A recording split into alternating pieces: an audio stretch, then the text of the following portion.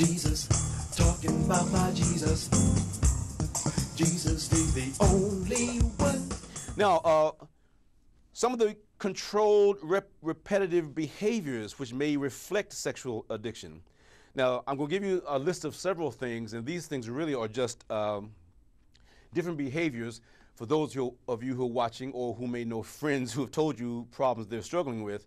This list of things I'm about to say now are behaviors that let a person know they need to consider, are you addicted, or you need to pay attention to your behavior because your behavior is key. If you're constantly thinking about sex in any way or pornography, you need to change your mindset because it is constantly being fed. Now, like I said before, television is hard to control now because sexually suggestive, even PG-13 has scenes that insinuate sex. They don't show it as much anymore, but they let you know that a couple goes into the room to close the door, what are they going to do? You've just planted a seed. Oh, they must be going to have sex. So even though they don't show it like R-rated movies, they still have to get their little dig in there by insinuating that this is what the couple's going to do. And that's still planting the seed in the mind. If the person's going through some sexual problems, that seed will be entertained and the body will eventually want to find out. Okay, some of the behaviors which may reflect sexual addiction. Okay, self-gratification, simultaneous or repeated sequential affairs, pornography, like we said, cyber sex, phone sex, multiple anonymous partners, unsafe sexual activity, partner sexualization or objectification, strip clubs, adult bookstores, prostitution, and sexual aversion. Now, those are just the first few. Now, of course, man or woman, again, like Jesus gave the parable about adultery. The verse I've always used in the past, Matthew 5, verses 27 and 28. You shall not commit adultery, but I say to you that everyone, and the way the phrasing of this parable is talking to men, but remember, it can apply to women as well. You should not commit adultery, but I say to you that anyone who looks on a woman to lust for her has committed adultery with her already in his heart. Now let's take that reverse, talk to the ladies. I say to you that everyone, or any young lady who looks at a man to lust for him has already committed adultery within her heart. Now, remember, it's when you're picturing that you're having sex with somebody, you've already crossed it. It's in your heart. If you, like I always say, my joke I always use, if it's no problem to look at somebody and say, that's a very nice looking young lady, or, oh, that's a very handsome young man. That's no problem with that. That's observing a physical fact and you stating an observation. But what always happens after that, for those who are kind of teetering, we've got to go one step further and imagine what it would be like if, Now we've just taken that statement to another location. Now we're thinking what it would be like to have sex with that person. Now you've planted this seed. The body goes, what are we going to do about it? So that's where you've got to realize where the line is. The line not to be crossed is when you say an innocent compliment. Nothing wrong with a compliment. But it's when you start thinking about what you're going to do to that person or sexually, it's when adultery is taking place already in your heart. A few other ones right quick. Changing relationships to control sexual fantasies or activities. Swearing off relationships. Only give in to the next lover. So you break up with somebody, say, we're not going to ever do that again. Then you get with somebody else, and you go right back into a love relationship, a sexual relationship. So the addiction is what's controlling you, not your emotions. The addiction is what's controlling you. Breaking promises to yourself or others to stop abusive fantasy or sexual behaviors. Switching from caretaking others, workaholism, overeating, romance novels to take the place of a sexual relationship.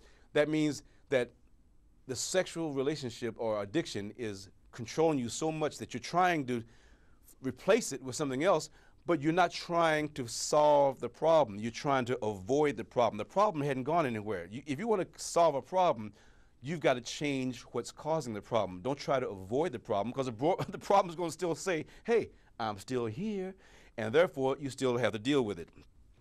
Unplanned pregnancies, abortions, sexual transmitted diseases or violence, terror or shame resulting from sexual activities, decreased productivity at work due to sexual behavior with yourself or others. your distraction, your focus is affected at work, because if you're thinking about sex and what you're going to do after work, your work itself is being affected because your thought is not in what you're doing. Your thought is what you're going to be doing later or what you did last night. Relationship problems resulting from extramarital affairs or excessive time spent on sex-related activities. Depression related to inability to change sexual patterns or their consequences. Now, see, even though all of these things happen to both sexes, I'm mentioning them in this particular episode because these are specific to women. Finally, the last ones I want to share with you, excessive flirting, dancing or personal grooming to be seductive. Now, of course, there are all types of wonderful outfits for ladies to wear, wonderful looking clothes. But when you're looking at an outfit and you go like, where's the rest of it? Well, if you see more flesh than clothes, then what is that person saying? Are they being an exhibitionist where they want to show all that? Because remember, you're not calling that person a prostitute, but a prostitute is showing all that to get you to do sex. So if that's what a prostitute is wearing and you're dressing in an outfit showing as much flesh, a lot of times people say, well, how come he's treating me like that?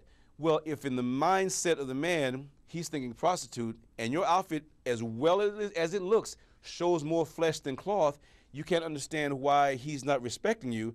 That's where the line is being crossed, because he's not looking at you as a woman. He's looking at you as a prostitute based on what you're wearing. So, like I said, there's no wrong with outfits. Just try to cover up more if you can. Changing one's appearance via excessive dieting. Now, nothing wrong with dieting, but if your only purpose to diet is to have more sex, then of course that's what you're wearing for. So, these are just several of the ones I wanted to share with you in terms of women are not the only ones. And of course, you've always, instead of pornography, women deal more with actually, you've heard of sex toys, and sex toys and stuff, that's dealing with any of the items that actually go on or in the woman's vagina to cause her to have the same sensuality as sex. Of course, that's what they can get addicted to. And that's a whole nother episode all by itself. But I would need you to understand that women are dealing with the same addiction as others. Now, the confession I have that I share with the men, I would also like to share with the women as well, because the addiction is real. And when you say a confession is basically you're confessing to the Lord that you're going to do everything you can to control whatever it is that's caused you to be addicted. And it's just like a prize fighter. I'm going to do this. I'm going to do good. So I want you to repeat this confession with me. I'll say a little bit at a time. And right where you are, right there at home, say a phrase with me each time. Father, in the name of Jesus, I come before you willingly and ask for deliverance from the spirits of lust that have been haunting me. As your word says, I can do all things through Christ who strengthens me. Lord, I lift up my struggles and challenges in dealing with the spirits of lust this day, which I have been entertaining for much too long. I give them all to you, knowing at the same time that they shall no longer have control over me. In the name of Jesus.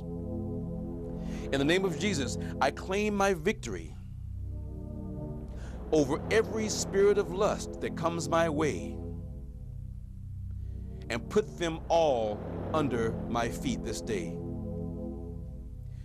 In the name of Jesus, I bind the spirits of lust and fornication and pornography, masturbation, and every other spirit of lust, named or unnamed. And loose all you demonic spirits from your assignment of any further attacks on me, my family, loved ones, prayer partners, anyone in my prayer circle, and anyone I come in contact with through fellowship. In the name of Jesus. Jesus, talking about my Jesus. Jesus is the only one. Never gonna have to worry, never gonna have to fear.